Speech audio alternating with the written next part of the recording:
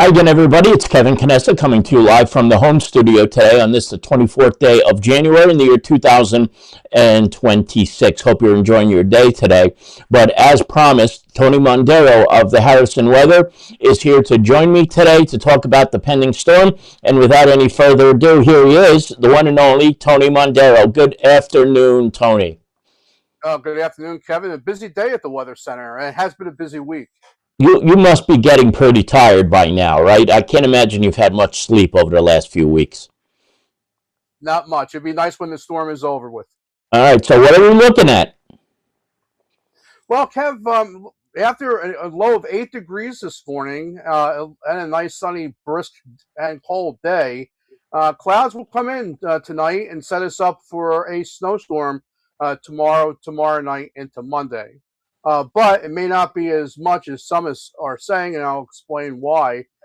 We have the storm now developing in the center part of our country, and the storm center will redevelop off the coast, come very near to us. And when that happens, we wind up getting some warm air, Right. especially aloft. And will wind up happening for the rest of the day. Will be sunny today. High temperatures will only be in the teens. They'll hold steady tonight. I don't think they'll, fall back to 10 degrees tonight. They'll be steady, and then we have the clouds come in. Most of your night's fine. So if you have any plans tonight, even into the early overnight, like 2, 3 o'clock in the morning, you're fine. Tomorrow morning at around 7 o'clock, it'll begin to snow.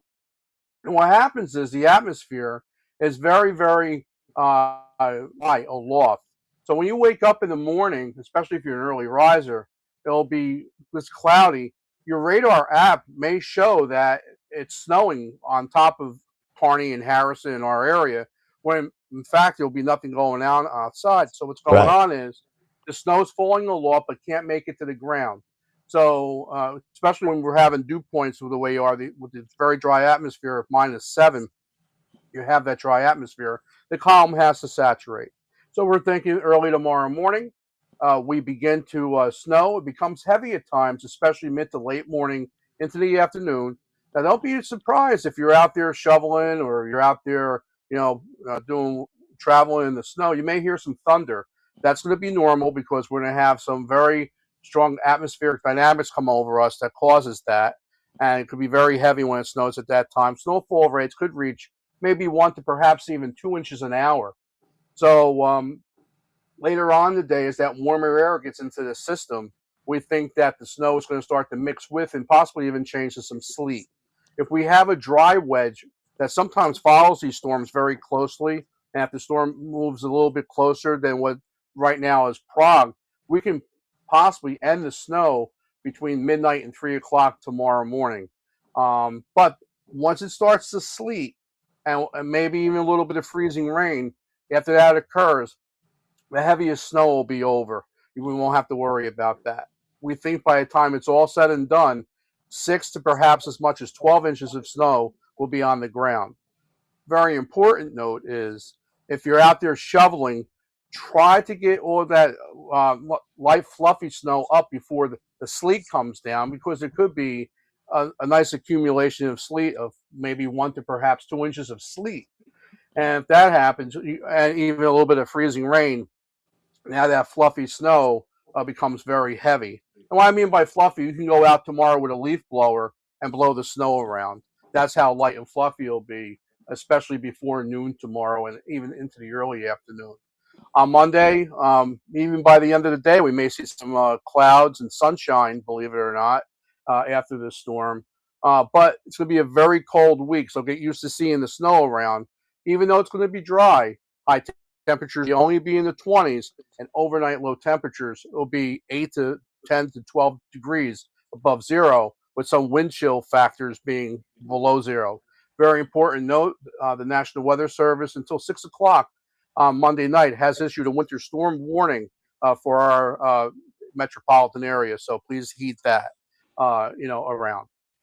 What I find very interesting about what you've just told us is that, and I think anybody who watches TV news will know this, that those numbers sound very little like what they're saying on TV. How many times do we have to go through this, Tony? We have talked about this for years.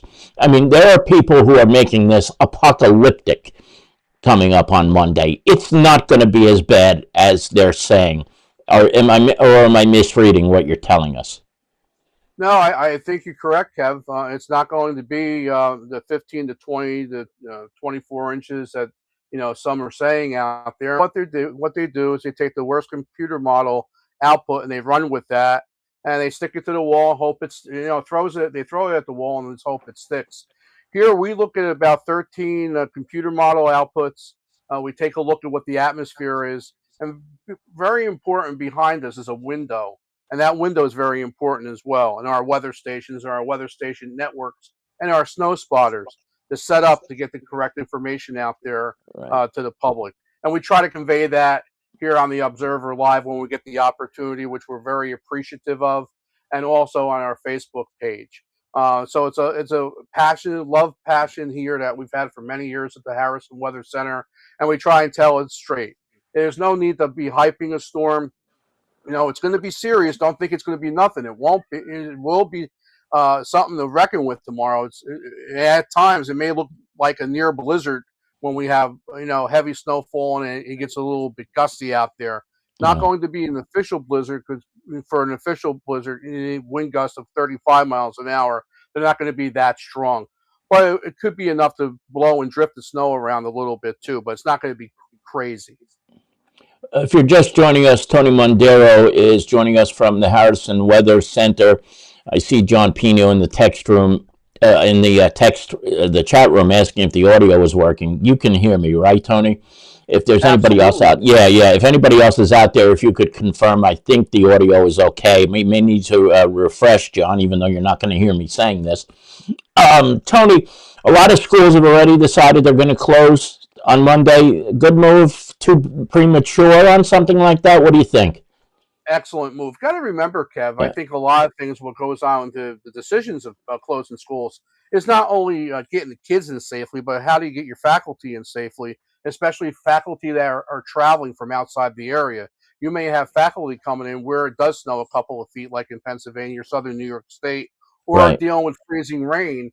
Faculty may be coming from the south, heading up, trying to get up there.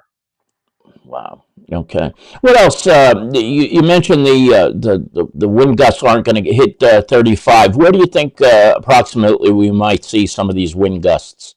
It'll be northeast at 15 to 25 miles an hour with occasional gusts up to around 30 miles an hour for a time tomorrow and through Monday.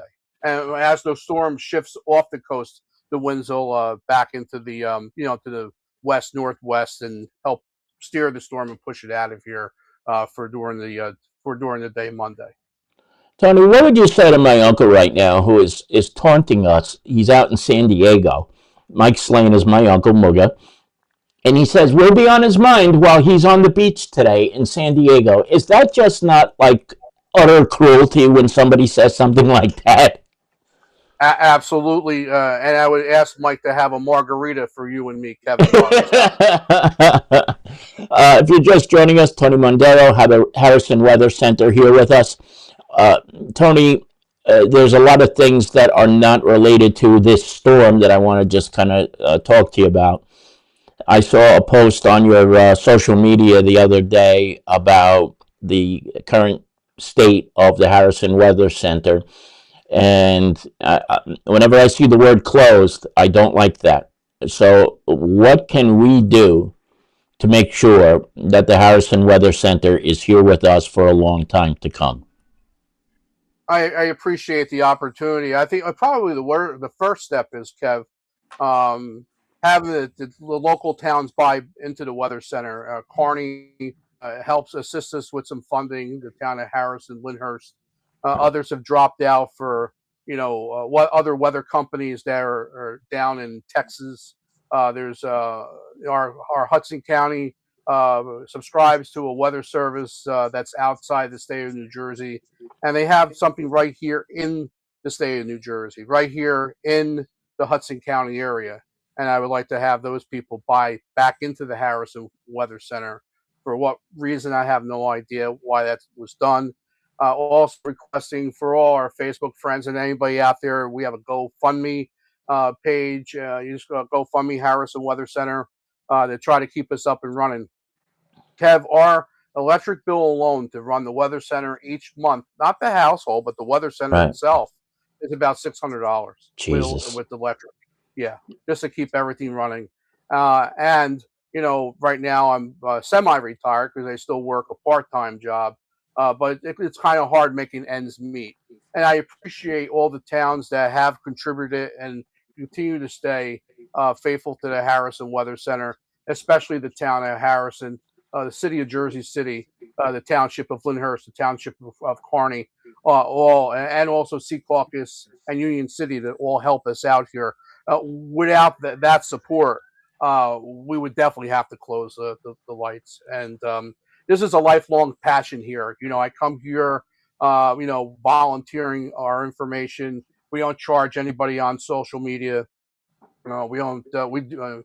For we have a nice agreement with you, Kev, at the Observer, for weather information, and I really am very appreciative of that because without that, I couldn't get the information out. And we try to use all official information, watches and warnings from the National Weather Service, and try to have a cogent thought. When we have a storm, not coming out here counting my fingers and waving and screaming into the camera. We just try to give it to you straight, and Yep. we always will give it to you straight. And I don't want to sound like I'm lecturing here, but these are the times where people will see your note about possibly having closed the Harrison Weather Center and will be kind of like almost outraged by even the notion of that happening. But if that outrage hits you, you got to do something about it because there's only one way to keep this place going right now, and that's to show your generosity. The old saying, put your money where your mouth is, couldn't be more appropriate right now. And I don't want that to sound like I'm being rude or anything like that, but here's the truth. Since 1982, or you correct me if I have the year wrong, Tony's been doing this. Started out while he was a student. He's still doing it now, 44 years later. But it would be an absolute sin if this ever came to an end because for too many years you've built this and it's been one of the most successful things in West Hudson. So just remind everybody one more time, if they're listening today, they're listening on a rebroadcast, whatever it is, how do they donate so that this can continue for years to come? Sure, you can go over to our Facebook page, Harrison Weather One, or just go do a Google search with GoFundMe, and you'll see the information there. And I appreciate everybody helping out, and appreciate everybody's donation and tuning in today. And remember to keep the Observer Live going. You must like and subscribe because without that, Kevin can't get the word out. I knew you were going to say that at some point. Thank you. Thank you very much. What else do people need to know? Is there anything else as we wrap up here in anticipation of tomorrow's crazy storm? What I would have to say in the wrap up, Kev, is get ready for some snow tomorrow and some icy conditions tomorrow night. And please be safe out there. If you do not have to travel, do not travel tomorrow. Heed the advice of all the emergency management officials out there. And also stay tuned to our weather information. And a great backup for that weather information is NOAA Weather Radio. The National Weather Service will give you that information. And Kev, as we close, I don't know how this sounds, but welcome to your last place, New York Mets. Oh, I don't even know what to make of what they've done the last couple of weeks. I keep hearing people say that they're going to be much better, but I don't know. I don't know if this is bitterness or what it is. I don't like the fact that Pete Alonso is gone. Men's amends on that, but I don't like the fact that Pete Alonso is gone, and I don't know if he's going to be replaceable. Not for what he's been to this team and to the fans. That's right. And what do you need to do? He hit the most home runs. Nimmo, I was a Nimmo fan. Diaz, one of the best closers in the game. I don't know, Kev, where it goes from here. But anyway, we'll talk about that another day. Good luck to your Devils the rest of the way. Good luck to my Seton Hall Pirates for the rest of the day. And thank you, everybody, for tuning into our portion of the weather program today. We'll be at it on Facebook through the whole storm. And Kevin, as always, thank you for the opportunity. Tony, it's a pleasure. And if it ever gets to the point in the coming days where we need to go live again, just say the word and we will take care of it. Okay, brother? Absolutely. Have a great rest of the show, Kev. Okay, Tony, I'll talk to you later. Thank you. That was Tony Mondaro, he of the Harrison Weather Center. And, I just feel horrible if the Harrison Weather Center would have closed for whatever the reason is. I would not want to see that. And I hope that there are people out there, and this is always the case with people in West Hudson, they will come through, and we will continue to see all the things that Tony has done in the past continue. Now, there is a lot else that I need to get to right now. Just as a reminder, I talked a lot about this yesterday, but I want to talk to you about it again. We are going to be in a snow emergency, and most towns have very similar rules and regulations, but not all of them are the same. Here is Kearney's snow emergency alert.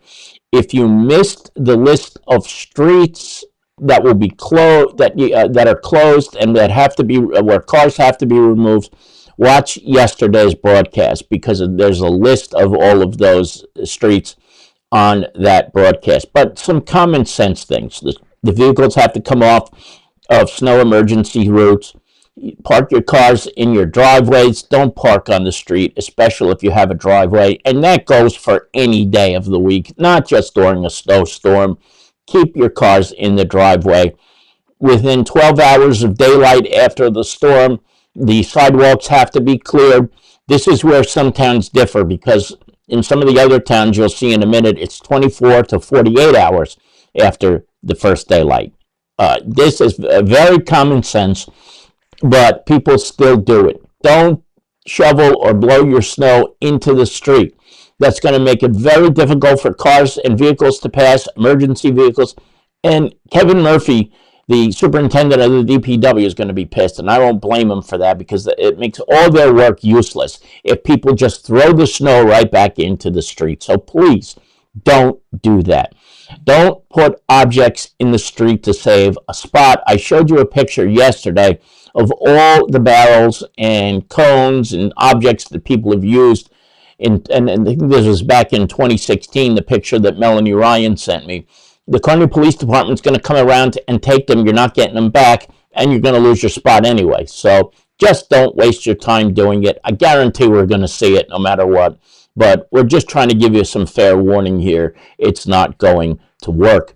And then most importantly here, clear around the fire hydrants. I want to show you what the hydrant should look like once the shoveling is done. Melanie sent me this picture also from 2016. You see there's ample room for the firefighters to get to the valves and connect the hoses to the pumper truck to the hydrant. And actually, there should be a little pathway from the sidewalk to the hydrant as well. This is probably something that was cleared out and then it snowed a little bit more. So please make sure to follow those regulations. It's vitally important. And the time that you invest in putting a pathway to the hydrants could be the difference between whether or not the fire department is able to access a much needed hydrant during an emergency or, God forbid, a fire as well. So I'm going to take this off the screen. Now we're going to get into Belleville. They, of course, have a snow emergency, and here is a list of the streets that are snow emergency streets in the township of Belleville. If you are a resident of Belleville, may I suggest you pause the video right now and have a look at all of the streets that are along the snow emergency route. I don't want to read every single one of them, but if you pause the video here, you will certainly be able to see each and every one. And there are quite a few, so don't forget about that. Otherwise, your cars are going to be towed.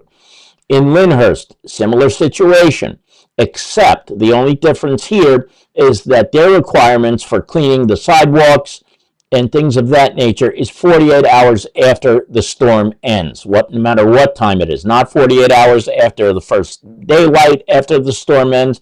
It's 48 hours after the storm ends that everything has to be cleared in Lyndhurst. Once again, if you want to read this entire letter, if you're from Lyndhurst, feel free to pause the video right now. You should be able to see it very, very clearly. This is North Arlington's emergency routes as well. They are very strict about this in North Arlington, and they will tell your vehicle, you don't want that to happen. You just don't, because it's a nuisance, it's expensive, and really, it's all avoidable. So just do your best to keep everything clear as is necessary. And as you can see on this one as well, they're suggesting, like every other town, don't throw snow into the street. That is very, very important. Now, so far, to this point, we have heard from the town of Kearney, where there will be no trash pickup on Monday. Also, the recycling center, excuse me, on Bergen Avenue will be closed.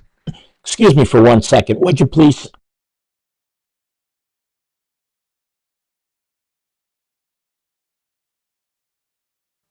Sorry about that. I've been talking a lot, so my throat is getting a little bit clogged up here.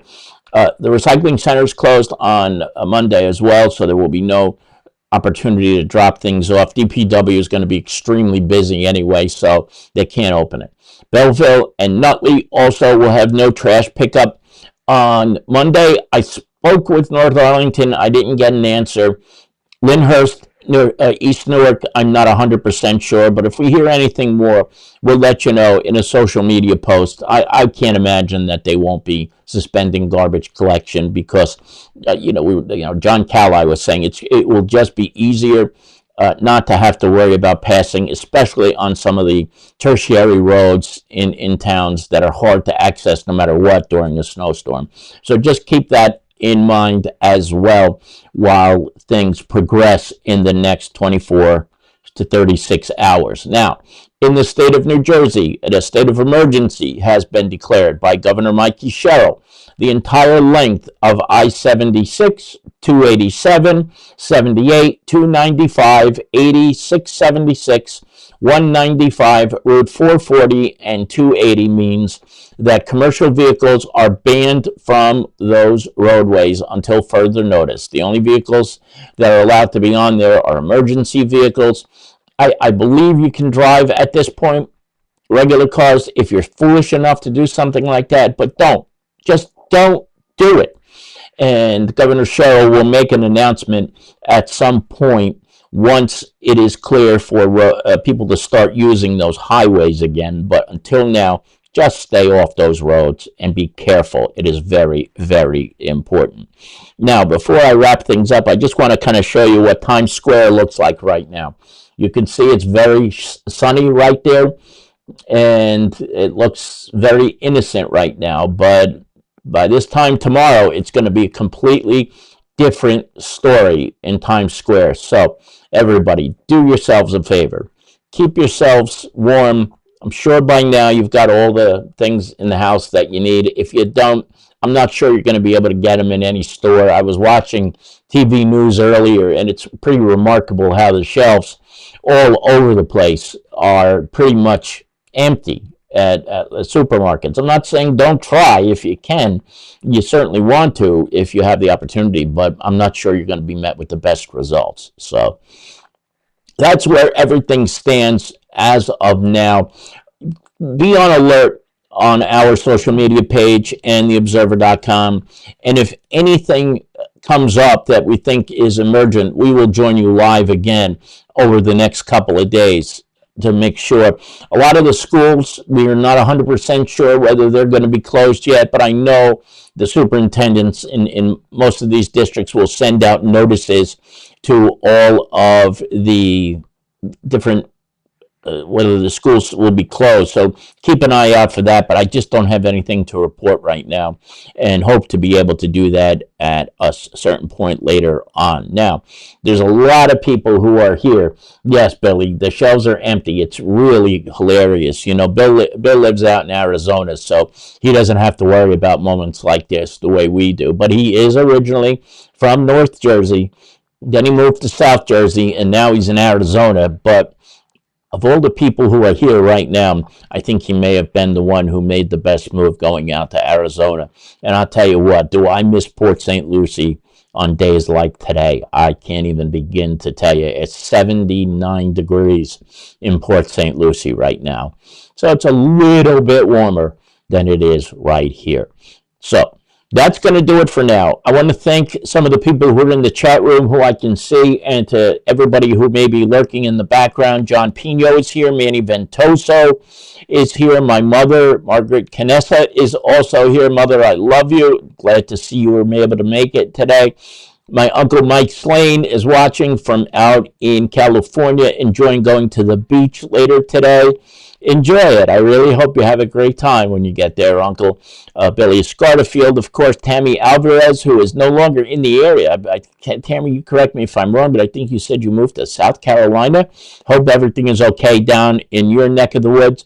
Henry Atwell is also here with us. Henry, it is always good to see you as well. And yes, Billy, thank you. Mom is doing much better. Thank God. I am so, so grateful to that. I see a couple of other people who just entered the chat room a few minutes ago. Oscar Galvez is here. My pleasure. Same for Tony. Oscar, thank you very much. And I also see that Shirley Minucci is also here with us. Shirley, thank you for logging on and joining us today, and to everybody else in the back room. So that's going to do it for now. If anything changes, we will join you live. So from the home studio, Kevin Canessa signing off for now. And we hope to see you back here again very, very soon. Stay warm, everybody. Stay dry and stay safe. Take care, everybody. Thank you again for being here. And again, thank you, Tony Mondaro. Bye-bye.